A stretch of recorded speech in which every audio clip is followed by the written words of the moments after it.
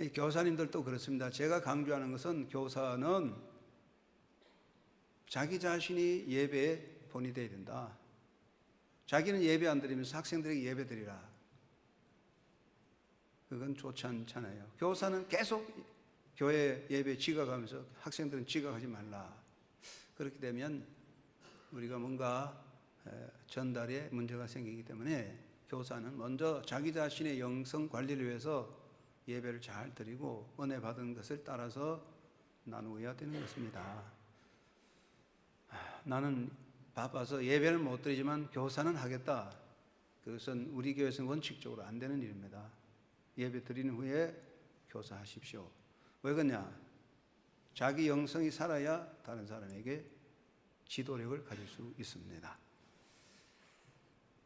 여러분, 여기 젊은 사람들 다 있는데 아주 신사고 멋쟁이고 회사 과장, 다 가정의 아버지, 이런 사람들이 함께 모였을 때 제일 신분에 어긋나게 나사 빠진 듯이 헬랄라하게 가지고 무질서하게 행동할 때 언제입니까? 예비군 훈련 때입니다. 예비군 훈련 때. 요즘은 어떤지 몰라도 멀쩡한 과장인 아버지, 멀쩡한 사회 지도자들이 예비군복 입고 모여놓으면 이게 막 그냥 엉망이에요. 질서도 없고, 아휴, 정말 뭐 이게 뭐가 뭔지 정말 곤란합니다. 그 왜 그럴까요? 그 예비군 군복이 문제입니다. 군복. 예비군 옷, 그게 사람을 예비적인 사람으로 만드는 것 같아요. 그러니까 문제는 복장입니다. 그러면 우리 군인들은 이 복장 관리를 잘합니다. 우리가 군대에 가면 사열할 때 항상 복장 사열합니다. 옷을 잘 입나, 단추를 잘 맸나, 신발을 잘 신었나, 모자를 똑바로 썼냐, 이거 굉장히 중요히 여깁니다. 그러면 내가 총 잘 쏘고 전투만 잘하면 되지 복장이 뭐 중요하냐 하겠지만, 군인이 전투하는 장소가 아닌 일반 상황에서 군복을 똑바로 입어야 군인 정신이 들어가는 겁니다. 군인이 모자를 삐뚤하게 쓰고 군인이 단추를 다 풀어제끼고 군인이 구두 신발 끈을 다 풀고 털럭털럭 거리면 그 군인 되겠습니까? 벌써 정신 상태가 아닙니다. 군인은 군인다운 복장을 함으로써 군인 정신이 들어가는 것입니다. 육군은 육군복을 입으면 육군이 되고, 똑같은 대학생, 똑같은 젊은이지만 육군복을 입으면 육군이 되고, 해군 옷을 입으면 해군이 되고, 공군 옷을 입으면 공군이 되고, 해병대 옷을 입으면 해병대가 되는 거예요. 사람이 똑같은데 옷을 입히면 달라져요. 똑같은 사람도 해병대 옷을 입고 빨간 명찰 달고 그러면 해병대 정신을 가지게 돼요. 신분은 자기 변화를 주는 중요한 의미가 있습니다. 그래서 우리 기독교인들은 내 신분을 확실히 알고 살아야 됩니다. 나는 누구냐? 그런 것입니다. 그래서 우리나라 말에 옷이 날개라는 말이 있습니다. 뭐 옷이 중요하지 않지만 어떤 옷을 입느냐에 따라서 그 사람의 매너가, 몸맵시가 달라져요. 해수욕장에 갔느냐, 파티에 갔느냐 달라지는 거죠. 같은 여성이라도 옷을 잘 단정하게 차려 입었을 때는 아주 단정한 여성으로 보이고, 집에서 아무거나 입고 이렇게 있을 때는 보면 좀 조심도 안 하고 막 그렇잖아요. 그게 복장이란 게 그렇게 중요하다는 이야기죠. 그러면 자리도 어떤 자리에 앉는 자에 따라서 달라집니다. 자리가 사람을 바꿔놓는 건 아니지만 사람이 자리에 앉을 때 그 사람이 조심하고 행동에 달라지는 모습이 있습니다. 우리가 하나님의 자녀들은 어떤 의식이 필요합니까? 사도 바울은 너 하나님의 사람아 그랬습니다. 이게 굉장히 중요합니다. 너 하나님의 사람아. 누굽니까? 우리가 하나님의 사람이죠. 자, 그래서 우리가 오늘 이 하나님의 사람이라는 인식을 굉장히 중요하게 여기게 됩니다. 성경에 보면 하나님의 사람이 있습니다. 선지자와 모세입니다. 하나님께서 모세를 보고 하나님의 사람이라고 했습니다.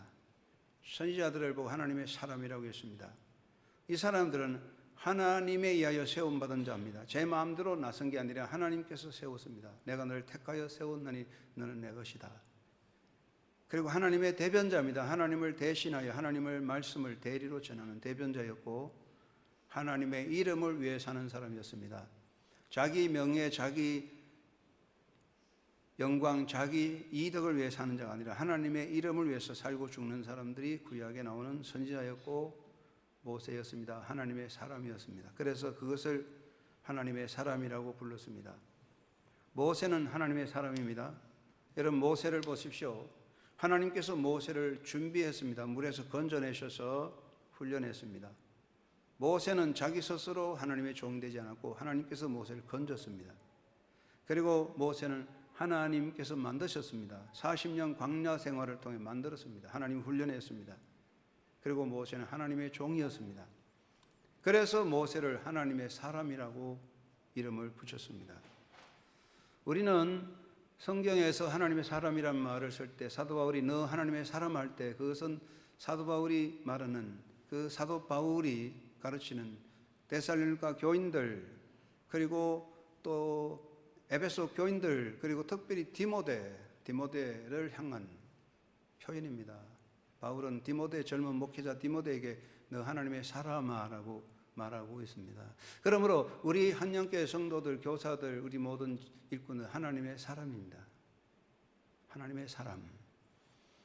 여러분 하나님의 사람이라는 인식을 가지고 살아야 되겠습니다. 우리 교사들 점심도 먹고 노골노골 하긴 하지만 한 분 자기 자신에게 물어봅니다. 하나님의 사람. 너 옆 사람에게 당신은 하나님의 사람입니다. 한번 해보시도 잠 깨기 위해 시작. 당신은 하나님의 사람입니다. 자기 자신을 위해서 가슴에 손대고 시작. 나는 하나님의 사람입니다. 하나님의 사람. 나는 예비군이냐? 육군 대장이냐? 이게 사람이 달라져요. 하나님의 사람이라는 자의식이 필요합니다. 왜 그렇습니까? 우리가 다 하나님의 부름을 받은 사람들이고 하나님의 자녀들이고 예수님의 군사입니다. 이 하나님의 사람이라는 말은 하나님의 일꾼, 하나님의 군사라는 개념이 더 강합니다. 그리고 교사들과 성도 하나님의 사람이라는 인식 가져야 됩니다. 새해에 우리가 살아갔을 때 성도들은 나는 하나님의 사람이라는 인식을 해야 됩니다. 그렇기 때문에 그 인식이 중요합니다. 난 하나님의 사람이다. 그래서 그것을 지키는 것입니다. 그래서 사도 바울은 너 하나님의 사람아 하면서 네 가지를 말씀하고 있습니다. 너 하나님의 사람아. 자기 자신의 인식이 중요한 것입니다. 너 하나님의 사람아. 여러분이 하나님의 사람이라는 인식을 가지고 스스로를 지켜가는 그런 삶이 되시기를 바랍니다. 그래서 바울은 네 가지, 첫째는 이것들을 피하라 그랬습니다. 하나님의 사람. 피할 것은 피해야 됩니다. 전쟁하는 군인에게 굉장히 위험한 것은 쥐레를 밟는 겁니다. 쥐레를 밟으면 어떤 사람도 생존할 수 없습니다. 쥐레를 비켜가야 됩니다. 그래서 이것을 피하라. 이것은 전쟁하는 군대가 쥐레를 비켜가는 것과 마찬가지입니다. 용감하다고 쥐레를 밟으면 용감한 사람도 필요 없습니다. 지혜로운 사람은 피해가는 것입니다. 그래서 우리 하나님의 사람들은 전쟁하는 군사로서 피할 것을 피해야 됩니다. 물질 욕망, 명예 욕망, 권세 욕망, 쾌락의 욕망을 피할 줄 알아야 됩니다. 물질은 참 좋습니다. 돈은 굉장히 필요합니다. 돈이 바로 힘이고 돈이 있어야 선교도 됩니다. 그래서 저는 돈이 참 많으면 좋겠다. 돈 많으면 얼마나 좋을까. 그러나 돈에 사로잡히면 돈의 노예가 되면 그 사람은 돈보다 더 무가치한 존재가 됩니다. 물질의 욕망이나 명예의 욕망이나 권세나 쾌락 욕망에 사로잡히면 그리스도의 군사는 될 수 없습니다. 사람이 살아갈 때 재물도 명예도 권세도 다 필요합니다. 권세를 통해서 복음을 전할 수 있고 명예를 통해서 하나님의 영광을 드러낼 수 있습니다. 내가 명예로우면 하나님도 영광을 받습니다. 내게 힘이 있으면 그 힘으로 다른 사람을 도와줄 수 있습니다. 그러나 우리가 그런 것이 하나님이 쓰시는 도구가 아니고 나의 물질, 명예, 권세가 하나님을 위한 어떤 도구로가 서임하지 않고 그것이 내 욕망이 돼서 물질과 명예, 권세의 욕망에 사로잡혔을 때에, 그래서 우리가 감투의 욕망을 가지고 있을 때에 하나님의 사람이 될 수 없습니다. 군인이 전투하는 군인이 전투는 할 수 없고 계급의 욕망 가지고 있다면 전쟁은 성취될 수 없는 것입니다. 그래서 바울은 이것을 피하라 그랬습니다. 우리가 하나님의 사람으로 살아갈 때는 지뢰를 피하듯이 세상의 물욕, 명예, 권세, 쾌락 욕망을 피해서 바른 정도를 따라가야 할 것입니다. 여러분, 지뢰를 비껴가는 지혜로운 군병같이 잘 피하여 가는 그런 하나님의 사람 되어야 하겠습니다. 두 번째는 이것을 쫓으라 그랬습니다. 쫓는 것은 무엇입니까? 쫓아간다, 힘쓰는 것이죠. 목표를 향해 쫓아가는 거예요. 앞서간 사람 쫓아가는 거예요. 천천히 걸어서는 앞서간 사람 절대로 못 따라갑니다. 군인들이 행렬할 때 앞선 사람을 따라가야 가지 천천히 가면 뒤처집니다. 군대 훈련 여러분 잘 아시면 단체 훈련, 소대, 중대, 대대, 연대, 사단이 움직일 때 많은 사람이 움직이기 때문에 항상 거기 뒤처지는 탈선자가 나와요. 40명 소대병이 가면 몇 사람은 뒤처져요. 왜 뒤처지느냐? 앞서간 사람 따라가지 못하기 때문에 뒤처지는 겁니다. 처음부터 다 잡고 따라가려고 애를 쓰면 갈 수 있는데 마음을 해이하게 먹을 때 뒤처지면 탈선자가 되고 문제가 되는 것이죠. 우리가 쫓는다는 것은 무엇입니까? 힘써 노력하는 것입니다. 바울은 의와 경건과 믿음과 사랑과 인내, 온유를 쫓으라고 했습니다. 정말은 성령의 열매를 맺도록 힘쓰자 그랬어요. 우리 하나님의 사람들은 성령의 열매가 있을까 없을까를 돌아보고 노력해야 됩니다. 쫓아가야 됩니다. 쫓아가지 않고는 목적지에 갈 수 없습니다. 쫓아가지 않으면 뒤처집니다. 여러분, 우리 신앙생활은 하나의 단체전입니다. 한영교회라는 단체가 움직이는데 함께 쫓아가지 아니하면 뒤처져 버리고 탈선자가 됩니다. 이스라엘 민족이 광야를 행군할 때 12지파가 나가고 그 뒤에 따라오는 사람들이 있습니다. 잡족들, 원망 불평하며 항상 문제를 일으켰던 12지파 밖에 있는 잡족들, 탐욕자들, 이 사람들이 문제를 일으켰습니다. 함께 동참하지 않고 따라가는 잡족자들입니다. 우리가 교사의 직무를 사용할 때, 교회를 섬길 때 함께 동참하여 따라가지 않고 뒤에 축 처져서 뒤에서 비실비실거리고 군주렁거리고 그렇다면 힘들게 될 것입니다. 교사로서 내가 열심히 그 부대에 그 교사의 직무를 따라가지 않고 처져버리면 그 한 사람 때문에 다른 사람들이 지연되고 행동을 할 수 없습니다. 소대가 움직이는데 한 사람이 처져버리면 소대가 멈춰지게 되는 것이고 결국은 행렬에 지장을 일으키게 될 것입니다. 우리는 쫓아가야 됩니다. 함께 쫓아가야 됩니다. 목표를 위해서, 성령의 열매를 위해서, 교사로서, 하나님의 자녀로서 열매를 위해서 쫓아가는 그런 삶이 되시기 바랍니다. 다들 쫓아가는데 천천히 구경하면서 팔자걸음 하면서 그렇게 갈 수 없습니다. 다 함께 앞사람, 뒷사람 손잡고 쫓아가는 교사되고 한 사람도 도중에 탈락하는 사람이 없기를 바랍니다. 세 번째는 선한 싸움을 싸우라 그랬습니다. 군대는 싸우는 것이 목적 아니겠습니까? 싸움이 없는 군대는 군대가 아니죠. 우리는 영적 군병입니다. 하나님의 사람은 전투자입니다. 우리는 영적인 전투를 하는 것입니다. 전투자는 싸움입니다. 자기 자신과 싸움이요 사탄과 싸움인 것입니다. 우리는 너무나 잘 알고 있습니다. 이 세상에서 가장 어려운 싸움은 김정은이 하고 싸우는 게 아니고 자기 자신과의 싸움이죠. 자기와의 싸움에서 지면 지는 것이고 자기와의 싸움을 이기는 사람은 끝까지 갈 수가 있습니다. 어떻게 자기와의 싸움을 이기겠습니까? 성령을 따라 성령의 도움을 받아야 됩니다. 사랑하는 여러분, 내가 힘이 없을 때는 도움을 받아야 됩니다. 내가 약할 때는 도움을 받아야 됩니다. 성령의 도움을 받아서 싸워야 됩니다. 중간에 지면은 참으로 불행한 사람이죠. 전투에서 지는 것은 부끄러운 일이요, 삶의 패망을 말하는 것이기 때문에 영적인 전투를 위해서 싸우는 자가 되십시다. 자신과 싸우고 사탄과 싸우는 일에 더욱 힘써야 됩니다. 싸우기 위해서 어떻게 됩니까? 훈련을 받아야 됩니다. 훈련을 안 받는 사람은 전쟁을 할 수가 없습니다. 아무리 군인이 계급장이 반짝반짝 빛나고 옷을 잘 다려입고 모자가 멋있게 써도 훈련 안 된 군사는 전쟁에 아무 가치가 없습니다. 이제는 정말 훈련된 병사입니다. 그래서 싸우기 위해서 우리는 철저히 훈련받은 훈련된 그리스도의 군병이 되어야 됩니다. 그래서 우리 교사들도 자기 훈련이 필요합니다. 예배 훈련 필요하고 경건 훈련이 필요합니다.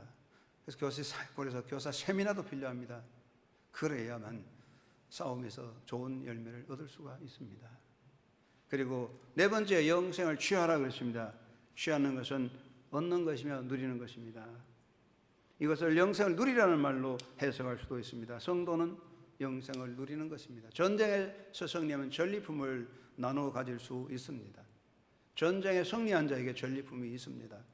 우리가 하나님의 사람으로서 이 세상 영적인 싸움에서 승리하면 하나님께서 영원한 생명을 우리에게 주십니다. 영생의 기쁨이 누려질 것입니다. 우리는 하늘나라의 영원한 안식을 얻는 그날까지 하나님의 사람으로서 피하고 쫓아가고 싸움을 싸워야 하겠습니다. 여러분은 하나님이 주신 이 전 사명을 잘 감당하기 위해서 오늘 또 노력해야 할 줄 믿습니다. 우리 모두 하나님의 사람입니다. 하나님의 사람이기 때문에, 내가 하나님의 사람이라는 인식을 가졌기 때문에 피할 것은 피하고 힘써 쫓아가고 전투하는 전투자로서 목표를 쟁취할 수 있어야 할 것입니다. 영원한 승리는 어디에 있습니까? 명예를 얻고 재물을 얻고 모든 얻는 것이 정말 승리는 아닐 것입니다. 하나님 앞에 영광스러운 승리자가 되어야 합니다. 그것은 자기 자신에게 주어지는 중요한 인생의 과제라고 생각합니다. 성령의 힘을 입어 전진하고 성령의 뜻을 따라 순종함으로 하나님의 사람으로서 그리스도의 군병으로서의 자기 인식을 가지고 살아야 됩니다. 여러분 모두가 나는 하나님의 사람이다 라고 인식하면서 하나님의 사람으로서 하나님 앞에 똑바로 서서 하나님의 은혜를 누리면서 믿음의 역사를 이루어가는 영적 전투의 승리자가 되시는 한영교회 성도들과 세움받은 모든 교사가 되기를 주의 이름으로 축원합니다. 하나님 아버지, 우리는 이 시대에 부름받은 하나님의 사람들입니다. 바울은 너 하나님의 사람아 라고 불러주었습니다. 하나님의 사람 되고 내가 하나님의 사람이라는 인식 때문에 피할 것은 피하고 열심히 목표를 향해 달려가고 전투하며 영원한 생명을 얻는 승리를 얻는 날까지 멈추지 않고 도전하는 삶이 되게 하옵소서. 우리 주께서 홀로 최선의 기도로 싸워서 승리하신 예수님 본받아 우리도 예수님을 따라가며 흔들리지 않는 영적인 능력으로 주의 뒤를 따르는 그리스도의 군병되어 성령 충만함으로 나아가는 성도들과 교사가 되도록 2015년에 하나님의 새 생명의 역사를 능력으로 보답혀 주옵소서. 예수님의 이름으로 기도드리옵나이다. 아멘.